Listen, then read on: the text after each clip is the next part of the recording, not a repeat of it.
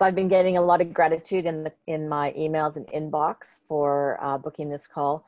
As we say in Manatech, this is the heart of Manatech. And, it's kind of sometimes, I always talk about heart in Manatech because I think everybody knows how much I love it. But, there's the heart of the community, there's the heart of the executive teams around the world. And then there's the true heart, which is the good that we offer to the world's most vulnerable children. So I'll just give you a little bit about Sara's background. As executive director of the M5M Foundation, Sara leads the efforts that help combat the epidemic of childhood malnutrition. Previously, she has held the position of Director of Human Resources at Manatech and was a valued employee over 9 years. She accepted the position of Executive Director of the M5M Foundation at its launch in January of 2015. Wow, 4 years already. Sara oversees the daily operations as well as coordinates the expansion of the organization's efforts. She has traveled extensively through her career, attending international mission outreaches, experiencing firsthand the effects of childhood malnutrition.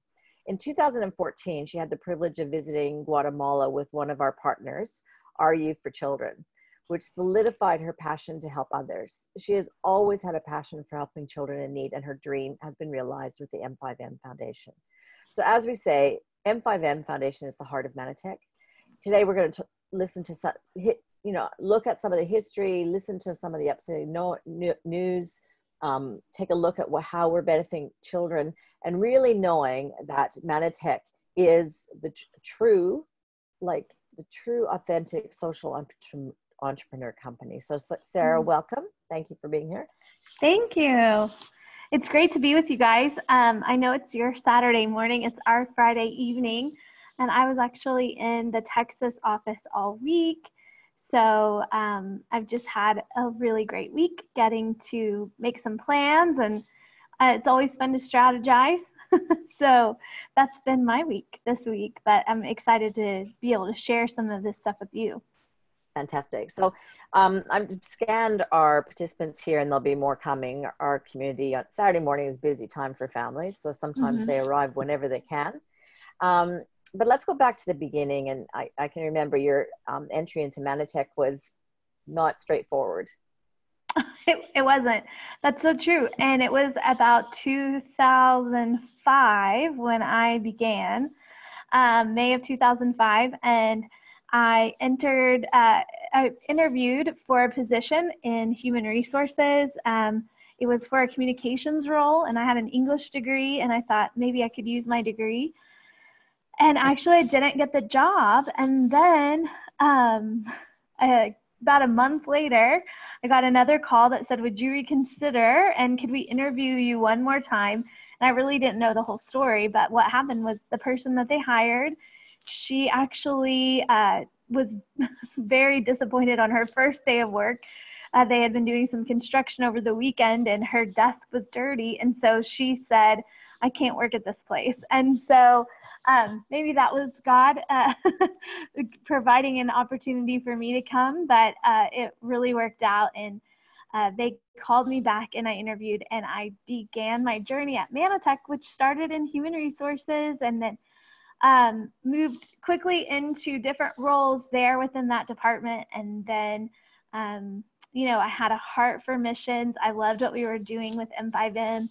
I was the head of HR for about 4 years, and really felt like the grace for that job was kind of running out for me. And I wanted to do something a little bit more hands-on, more involved. And I thought, well, if I could go on a mission trip with Sam or the group that was going at the time, maybe this would be something we could do for employees to help keep us all engaged in really what Manatech was doing, further than just climbing up a corporate ladder or making more money. I just thought it really does help if we can engage differently. And when I went, I was just blown away and really was praying that there was an opportunity for me to do more with this organization.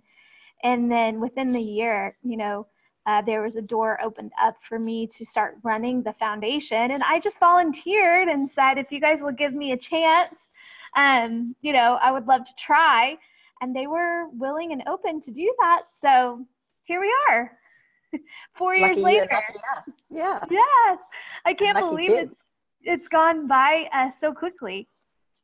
Fantastic. And so walk us through how it started, because it was sort of a restart and a refresh at that time, wasn't it? So how did you get started, and what were your initial priorities, and what have you seen as you've evolved over these years?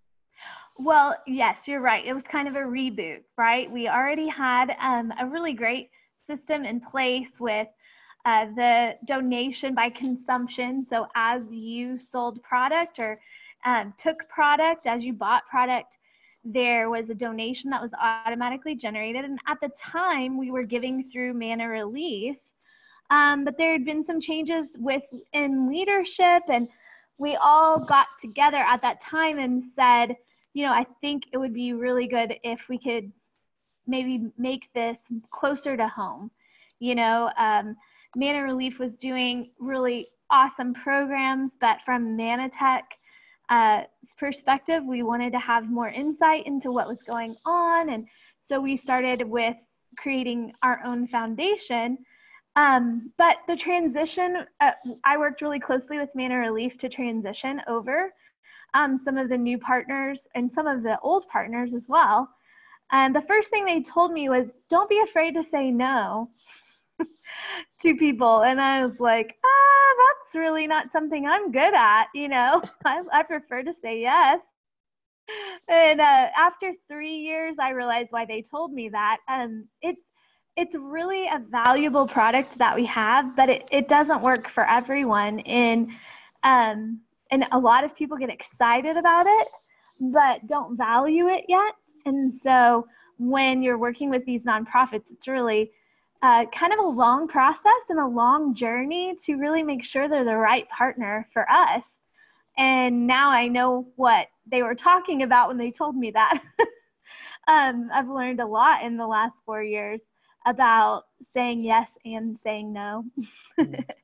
So I think we can all see that in our customer base too, where people, they just really don't get the power of wellness that we have in our hands. We've been talking of late with Dr. Nugent about that, our real niche in Manatech is to be giving the power of wellness back to the community, to the general population. And then when you've got these kids, they have to wait and really be authentically open to look at the benefits, don't they? Because the benefits of wellness through nutrition can be subtle, and it happens over time. So it's so true. And I think a lot of nonprofits, depending on where you are in the country, are used to receiving donations, right? They're used to receiving handouts. And they may just feel like it's just another one, really what we try to do is start small with a group, because we want them to see the change in the children, and we want them to ask for it, and I feel like once they've engaged and they've seen that change with the kids, they are much more, they're just much better stewards of the product. They're much better equipped to handle the nutrition. But if you try to just fit in anybody's program, what I find is that it ends up sitting on a shelf, or maybe they don't really know all that they have, and they don't pursue it as vivaciously as they should, especially with education and working with parents and all of that. It seems that it's an education process that we have to start with. Absolutely.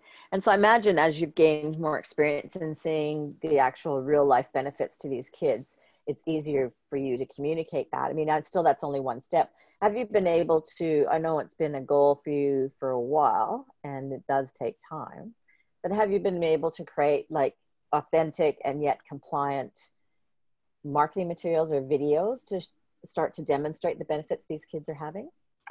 I've got some materials that are just now coming in.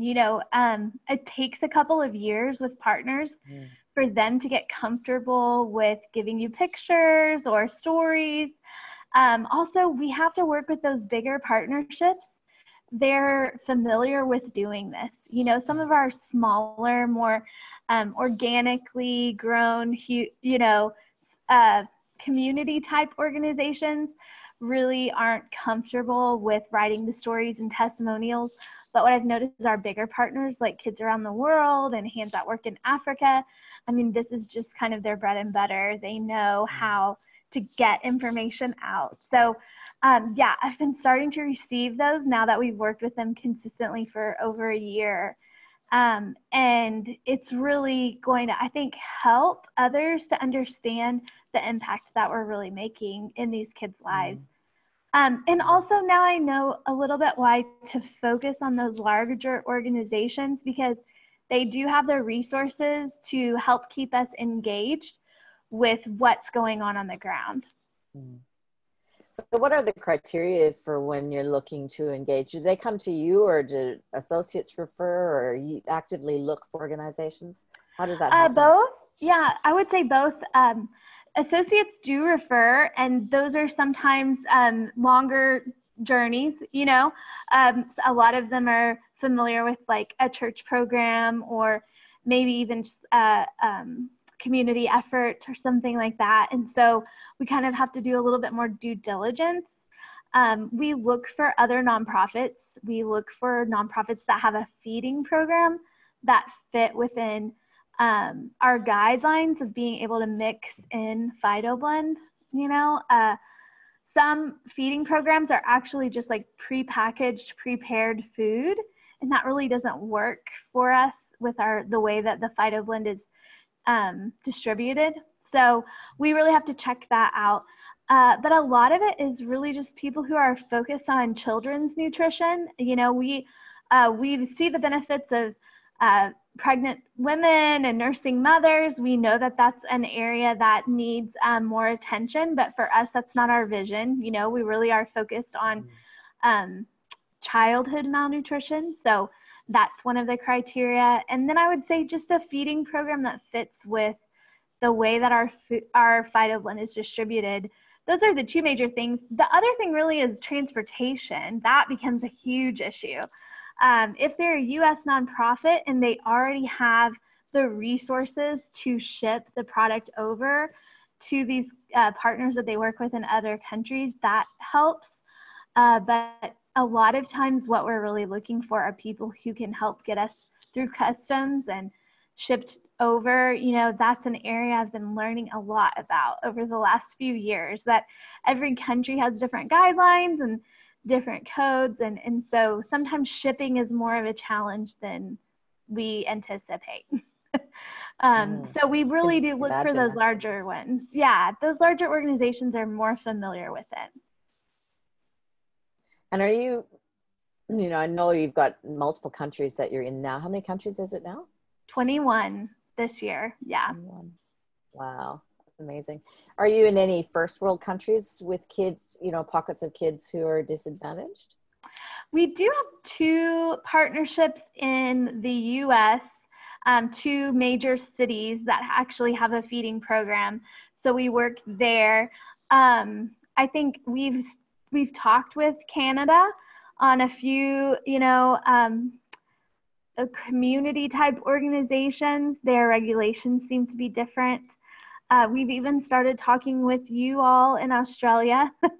They're in the office of maybe community organizations there that we could work with. But we're really open. It's just sometimes their feeding programs, especially in the U.S., they're so used to just packaged food, you know, in food banks. And so that doesn't really work for us. And a lot of community organizations in other countries, sorry, I lost my headphone, I'm going back. They are used to maybe working with people in their own homes. So it would be like distributing to parents within a house and then asking them to give the nutrition. And what I've found is when you start, you know, moving towards like an in-home model, you just have to really make sure you're educating those parents to utilize the product, because if they don't see the value in nutrition, which a lot of these children come from impoverished homes, the nutrition at home is not better and they really won't use the product. So what we've seen really work is maybe we do that in a neighborhood or a school system, And then the word spreads quickly as the kids begin to change. They'll see a difference physically with like hair getting thicker and eyes looking clearer and skin clearing up, or also emotionally, them having a better attention span, more energy, and it starts spreading to the next school or the next neighborhood, and then they start asking for it. When that happens, we find that's spreading the word, kind of the telephone game or the gossip channel, that seems to really engage people to where they'll be consistent with it.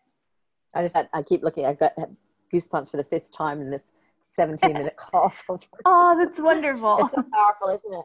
And what are the distinctions? I know historically, well, there's been a few layers, but historically we used the Phytoblend, but you also have the one meal program. What are the distinctions between where those packs go? Is it just the distributor, or it's the distributor? Yes. So one meal is actually through Kids Around the World, and their organization. They're a nonprofit that's based in the US, but they have the actual meal packet, and so that's rice, lentils, vegetables, and then our packet of Phytoblend goes in there also. So we donate the packets of Phytoblend through Kids Around the World, and they donate the food. And then the other organizations we work with, we just do big boxes of Phytoblend that they just scoop out and put within their own feeding programs. Is one more efficient than the other, or is it just the point is getting those nutrients in? Man, I think they're both really great. I love the one meal program because I think what happens is a lot of organizations we work with say, don't worry, we have our own food, or we have a garden, we have a community garden, we have, one donor who's giving us groceries every week. What I've found is that those programs are not consistent. And so if that funding falls through, if that harvest is different year after year, then there's no food, So what I really like about the one meal program is, you have it, you have the food there. But some people prefer, to be growing their own food. So I think it just kind of depends on what each organization has, but I love the ability to be able to feed and nourish. I think that's been a really wonderful change to our programs. Yeah, you have to be, a real expert to grow enough of your own food consistently with a broad enough nutrients. Like our partner Gary is a pro, but for most people, it really needs to be added to a diet that's as good as you can do, isn't it? It needs to be an add-on as opposed to being able to depend on it. Yeah, we work with Hands at Work in Africa. So their headquarters is in South Africa, but just right near Mozambique. And so they have a large organization in Mozambique. Well, this year, they had enormous flooding, and they've seen tremendous change in the kids with our nutrition, but their feeding program suffered because they were relying on their gardens, and so Mother Nature we can't control. So Kids Around the World, they did their first shipment into Mozambique really for that flood relief this summer in August. And so I can see where both programs are great. You want to teach communities about growing their own food to create that sustainability, but also it's just sometimes it doesn't last. Mother Nature intervenes, or the nutrition isn't there, different things like that. Fantastic. And so out of the most recent news, what would you like to highlight for us or expand on? Well, this has been a really great year as far as where we've been able to get the one meal program. We started partnering, I guess it was 2014, right? No, 2014 is when we started. We started partnering with Kids Around the World in 2016. But our first shipment really didn't go until April of 2017. So we've had this first year of seeing the fruits of that, you know. And so this year, just seeing the reach as far as being in 21 different countries, where before I was worried about the consistency of each program, you know, like, oh, we donated in Nepal, but then never heard back. You know, it was smaller organizations where it was difficult to get the feedback. And that was part of me saying yes to everything. And so with this year, what I can see is that with a real concentrated, focused goal and a focused vision, we're actually seeing exponential growth and also feedback because we concentrated our efforts, you know? And so I would say that's the most exciting thing that I've seen. Secondly, and I mean, this does not apply to you guys, but we've got to make this happen in Australia. I'm excited about this incentive trip where we get to go to Costa Rica, but we also get to nourish kids and build a playground at the same time. So my hope is that we do this one trip with North America. We can start duplicating this with other countries and other countries' incentives, where it can be like a joined program so that associates who go on an incentive don't only experience the reward of building their business, but they experience the reward of seeing lives that are being changed through their business through M5M. So I want to be able to duplicate that with the other offices as they start planning their incentives, so we can, you know, all feel like we're part of the process. All feel like we're part of what is really happening with M5M. I think you'll find that's going to be very welcomed in Australasia. Yes. Yes, there's a passion here for that as well. I'm excited about that. So expansion and getting into more countries and getting solidified to, you know, results that are sustainable. What are some of the stories that you're hearing coming back? Well, recently I've been able to, the kids around the world put a partner bio together for me that I actually just got on Tuesday of this week. And then also just hearing a couple of stories from kids in different villages with Hands at Work in Africa. And so what these partners were saying is that they were actually in Nigeria, for example, were so nervous about the phytoblend. They thought it was a superfood that was going to make their children fat, which kind of cracks me up just about how differently everyone thinks about nutrition.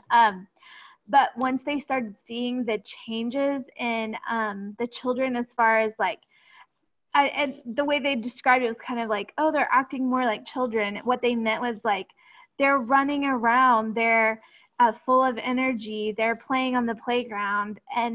And so just for parents to start seeing their children react like that, it's just created just this mass interest in what is going on and what is this superfood that we were afraid of, you know, what actually is in it and how do we get more of it. So we have doctors that are asking for it because they're seeing such tremendous change in kids who had like acute malnutrition.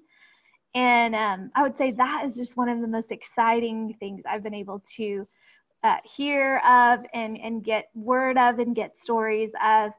And then also just kids with massive injuries. You know, we've been working with kids around the world. They've really been focusing on a lot of refugee groups, kids who've lost their parents and are raising one another, just to see the difference in their emotional well-being because they know they're going to get a meal. They're not having to scrounge for food anymore and just, you know, I can't imagine what they've seen. And so emotionally, you just know that that trauma weighs so heavy, but that's the one basic need they don't have to worry about anymore. Really just makes me feel like I can't imagine doing anything more meaningful than that for those kids, you know? Yeah, well, that brought tears instead of goosebumps. Yeah. You just can't imagine the terror and trauma that you know, some parts of our planet are living through. You see, so, you know, on Facebook, you see so many kids that are older kids just hugging, you know, toddlers and snuggling them. It's just awful. Just couldn't imagine. We've heard a lot of those stories about Northern Africa, right, where they are really fighting amongst themselves, and then you have like an influx of refugees who are trying to get out, and just so many children raising their siblings, you know, from the age of 8 to 3, you know, and coming to a tent to receive one meal, you know. And for me, I think what's also so special is knowing that what we're giving them is the best of the best, you know. It's I feel like, man, that is the best feeling. But I mean, apart from my feelings, it's just we're doing great things for others. We're serving others well, and you know, not only do I take pride in that, but it feels like an honor to have such an amazing product to be able to share. Yeah, it is a privilege, isn't it, what we have? Yes. Yeah, that's why we need to rise to the occasion to ensure that we do it right and do it broadly. So that part that you've described about these kids going from living to thriving, and that, you know, I think that can only spread exponentially once, as you say, you know, once you've got a year under their belt and they've got such solid evidence. Do you have any concerns about meeting demand or? Absolutely.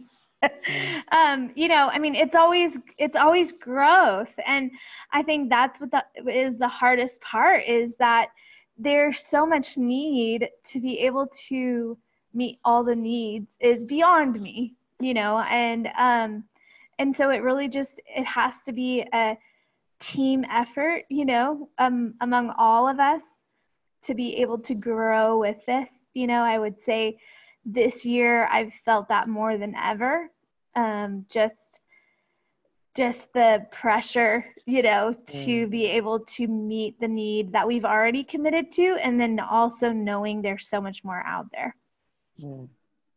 Yeah. So obviously the way that we in the field can help you is building our businesses, correct? Build your business, yes. As you keep building your business, you know, it just increases what I'm able to do. So, yeah, I think for some people, M5M really is their why, you know, and I would just encourage you, like, whatever you need to do to be inspired on a daily basis, if that's emailing me and asking me, what did we do this week? You know, my husband is helping me a lot with my social media. And so that's been a huge blessing because he's been able to help me get some of those stories out there. And that's a really big focus for me. But also like the newsletter, even if you need to help pass it along to others, you know, whatever you need to do to feel encouraged and inspired to know that you are making a difference. And I think that helps others build their business, you know, that it keeps your fire lit for what you're doing, for sure. No, absolutely. And so I know you have a Facebook page. Do you have a Facebook group as well? Or how can people listening today and into the future stay connected? So we have a Facebook page through M5M Foundation. I do try to post everything I can through the Manatech Facebook page as well.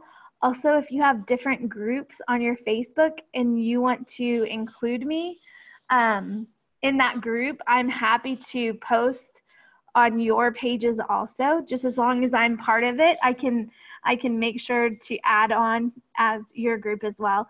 And then you can subscribe to our newsletter. You can subscribe to it through Facebook, or you can go to our website and sign up for the newsletter there. And it comes out once a month. And then you can always email me if you want to, sbowen@m5mfoundation.org would be my email address. So if you want to do that, I can try to point you in the right direction for news, for sure. Fantastic. And in order for them to bring you into groups on Facebook, they'd have to send you a friend request just to your Sara Louthan. You've got a Sara Louthan M5M Foundation or Manatech headquarters profile, Yes. don't you? It's the longest name ever. I think it says Sara Bowen Louthan Manatech or something. So yes, you can friend request me there. Oh, there it is. I'll put it in the chat for everybody. Perfect. Okay. And so if you'd like to collaborate further with Sara and building, getting your Facebook groups, which we've all, sorry, I'll just answer some questions here. Yeah. Give me 1 second here. I can't type and talk. We've, on this training series, we've had a lot of training in how to effectively run groups and use it for engagement and reach out and building our own personal communities. And in that, Sara has just done a big offer there, Sara. I hope you're ready to be invited into the group so that you can share the news in there and answer questions and help people understand what a breadth of difference they're making across the planet. Definitely. And I will say this, I would expect you to also be ambassadors. So I will share to the group, but once you start looping in, share as well. You probably know more about the algorithms of Facebook than I do, but I do know that the more people that engage, the more people that like, the more people that share, the better chance you have of seeing it. So just to keep making sure that you're engaging so that it shows up on your news feed. That's great. That helps us. Fantastic. And there's a question here, but it's a potential also to organize a mutually agreeable time to have a quick Facebook Live in the groups as well, because that is something that can really build momentum and engagement. Sure. Yeah. It's pretty easy. So people want to feel a part of, don't they? They Yes. want to feel a part of making a difference. And we always do that with our product, but this takes it sort of to it's another Richter scale of making a difference when you can do it for people that really can't help themselves. Yeah. And I think it is important for us to be able to spread that word, and also for me, it does help me to know what's the best way to communicate with each group. Everyone kind of has a different preferred method of communication, whether that's email or video or newsletter or, so it's so great when you tell me what helps your teams, whether that's a Zoom call or a Facebook Live. That way I can make sure that you guys are getting the information where everyone is encouraged on your groups. So. And Sara, we have lots of new people partnering with us in Manatech. Can you are you able to describe for us the difference between some companies that, there's different degrees of social entrepreneurship, isn't it? And, Definitely, yeah. in Manatech is that it's a true social entrepreneurial company, and that I can't remember who the quote is, but there's one that always rings to me in my heart where I can't remember who said this, but where, companies of the future are guilty of strategy malpractice if they're not finding a way within their profit margin to be giving back to, vulnerable places on the planet. For us, it's, malnourished and vulnerable children. So why is Manatech unique in its social entrepreneurial program? I think one of the things that makes us unique is that it's not charity, so it's not second best. The Phyto Blend is formulated with the same ingredients that you're purchasing for your own health, your own household. So it even has nanopole in it, which I think is, tremendous. Oh my goodness. So goosebumps. Yeah. We believe in our nutrition. And so I would say that some companies, maybe they're donating expired product, or maybe they're donating a product that has been created at a lower cost or with stripped down, nutrition, or sometimes, this is top shelf. Yeah, this is exactly what is needed and necessary. It's formulated specifically for kids with malnourishment. And then also it has nanopole. It's the very best of the best. And that's why we see dramatic results so quickly. That's why we see sustained results. It's different than a relief program where, they're filling bellies, but they're not addressing the nutritional need. And we also partner with people who are working on clean water systems, who are handling physical ailments like parasites, so that we can get the nutrition to be fully absorbed. And I think that that's something also that's really important, is that our partnerships matter. Whereas I would say a lot of social entrepreneurship companies, maybe it's not a top shelf product. Also, maybe it's not a top shelf partner. Maybe it's just a warehouse to warehouse transaction. And for us, we really feel like the investment in our partnerships matter the most. Like, I need to know that they are of the highest integrity. The nonprofit world around the world can be really dark and seedy. And these children are already at a disadvantage. The vulnerable are taken advantage of a lot. And so I have to make sure that the people that we work with are doing what they say that they do and are great stewards of our product and believe in our product. So I would say that makes us unique. That helps us stand apart from other social entrepreneurship programs. Are great. Maybe it's like, I would say Vitamin Angels. I don't know how familiar you are with them, but they're great here. And they partnered with one of our local drugstores and Walgreens, CVS, like a big, conglomerate of drugstores. And they're just like giving vitamins to people. It's a very similar program as ours. But what I would say is they're donating bulk vitamins that could be different brands, could be made out of what Dr. Nugent has shown us to be not great stuff for our bodies, and so not to disparage them, I'm just saying what we're giving, I feel like, is a nutrition that can actually be absorbed in their bodies without harming or hurting or exerting more energy to digest something that really isn't going to be absorbed. I feel like we've got a product that's made specifically and tailored for the need that's out there.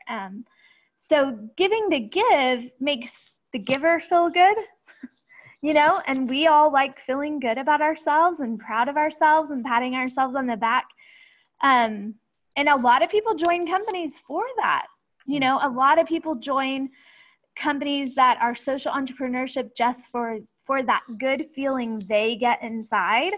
I would say that Manatech asks for maturity, where it's not just the good feeling that you get inside, but it's also that we're actually doing something that doesn't end up hurting or harming communities. There's a lot of stuff out there where you see organizations come in and just kind of bully their way through. Maybe it's an American thing. I don't know. Maybe this is what we do. We just kind of bully our way through and tell everyone this is the way it needs to be done. And what ends up happening is that over the course of years, they're left with something that doesn't work for their community. They're left worse off than when they started. And I can say we don't do that, and we don't work with partnerships that do that. So it really is the long-term effort that we're trying to see, much more than even a good feeling on the inside, That's such good news, isn't it? There's so much disconnected in the career world these days. Many people are feeling disenfranchised with what they're doing, and and there is an awakening really for people wanting to make more of a difference, and we have the solution for that as well. Am I correct in saying that we also are unique in our social entrepreneurship program in that we donate before profit? So we're not donating as a company a percentage. If we do good, then we donate. This is before we know, whether we're meeting the bottom line, like we're responsible, but it's a core value and commitment by our company. Yeah. So this is really, the crux of the donation really comes from associates. You're donating part of your commission, and that on top of what the company has made it a priority. I think associates don't realize, like, this is something you've said yes to. you know? And that's why my gratitude is extended towards not just Manatech, but to every associate, that this really is part of what you're offering, kind of like you said, before profit. It's the very top of the top dedication. And that's not just kudos to Manatech, that's kudos to every associate that signs up. We're getting a lot of great comments in here and gratitude. You know, I mean, everybody here is going to be a fan of Manatech. We just do a love fest every Saturday morning, really, is what we do in different ways. Yes. But, we need to be reminded of these things, and reminded in such an authentic way where it really gets our heart again and go, that's right, that's what I'm doing. Because, let's face it, it's not always straightforward in building a home business with any company. Yeah. There's speed bumps and people get disillusioned, and this is very good reminder for all of us what it's really all about. Yeah. You're still working with humans, right? And they are not perfect, in every company. And that is hard sometimes to get over the speed bumps, like you said, to hang in there. I definitely know that's true, for sure. It's also my understanding that it's every product sale, isn't it? Whether it's an associate or a customer, it's every product sale. So every product sale generates a donation. Yes. Yeah. So I'm not used to saying customers, but yes, you're right. Every sale of a product generates a donation. Oh, fantastic. And I imagine you can't disclose what you're exploring in regards to the Australasian region. I know Jenny Messenger's got a real passion for this, and she'll want to prize us with something, I'm sure. But we've got a question. Yeah, so I don't know a lot of what's going on. I've kind of worked with a couple people in the office who are putting feelers out there for organizations we may be able to donate through. I've had at least 4 or 5 really great leads, calls with people, and in over the last 4 years, and nothing really has ever solidified. So I just keep praying that the right one will come along for us. So I'm always open to exploring what might work, for us. Fantastic. And there's also been a question in regards to how we can see exactly what's in the Phytoblend powder. Is that on the M5M Foundation website? It is. Yeah, there's a label. Yeah, there's a label that's on the website, and it will show you like all of the vitamins and their concentrations. It's kind of a blown up Phytoblend label there. Fantastic. And so is there anything that I've missed highlighting that you wanted to make sure that you communicated today, Sara?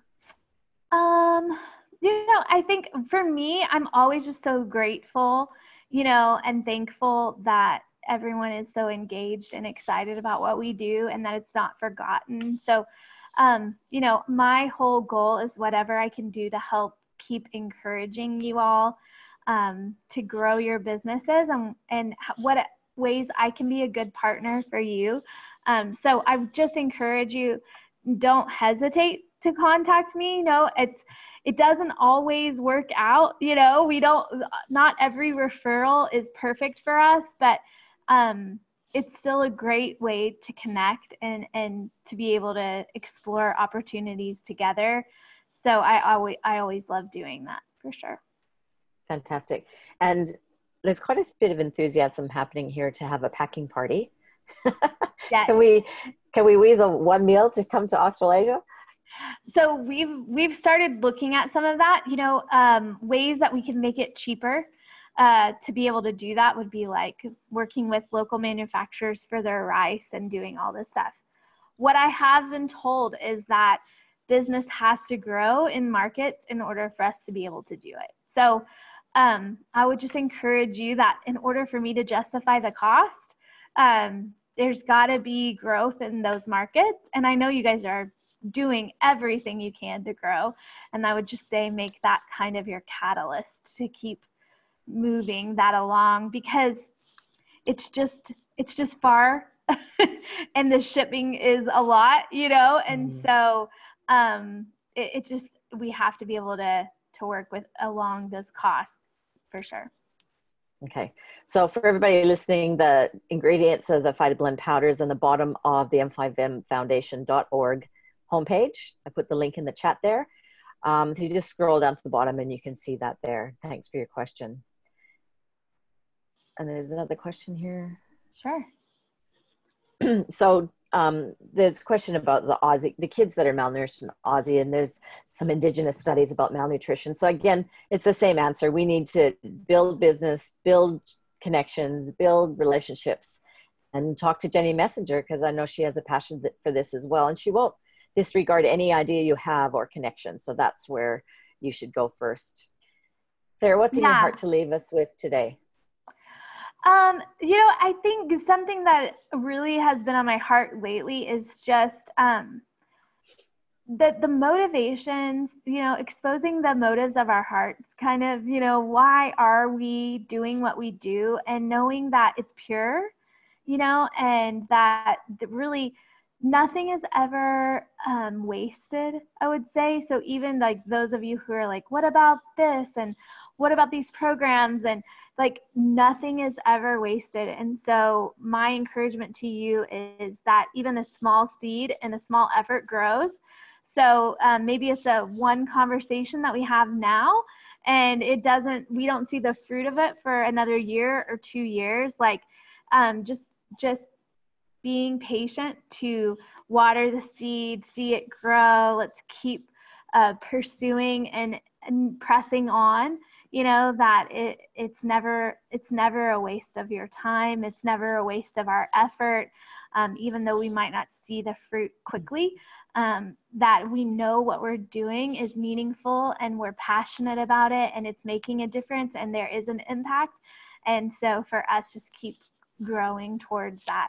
If I can encourage you in anything, that's one of the things I would say is don't grow weary in well-doing. You know, just keep pushing on, keep pressing on, because we can do so much, and we will see it. You know, we will see the harvest and the reward for that, for sure. That's the that's the quote of the day. Don't grow weary in well doing. Yeah, that's a powerful quote. And so, ladies and gentlemen, if this is inspiring you and this is in your heart, our call to action and our challenge by Sara is, you know, our region is in growth. We need double-digit growth. So each individual business organization here could aim your goal to get to double-digit growth, and we'll be moving forward to having some of this in our region.